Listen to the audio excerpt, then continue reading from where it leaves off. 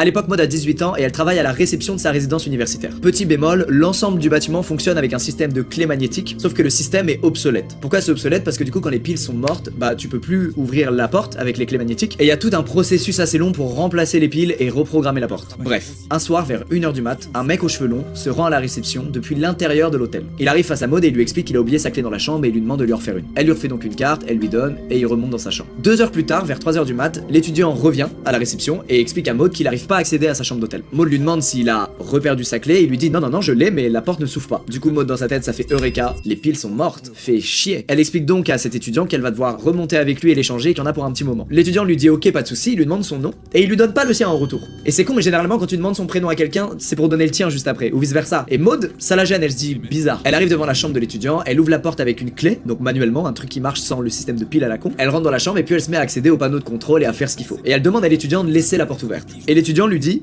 non. C'est bizarre, mais Maud, ça l'inquiète pas vraiment à ce moment-là, puisqu'elle a déjà changé pas mal de fois les piles du putain de panneau de contrôle. Et généralement, les étudiants, ils aiment pas trop laisser grande ouverte la porte de leur chambre, parce qu'ils ont peur que les autres voient ce qu'il y a dans leur chambre, etc. Bref. Et puis l'étudiant la regarde au loin et lui dit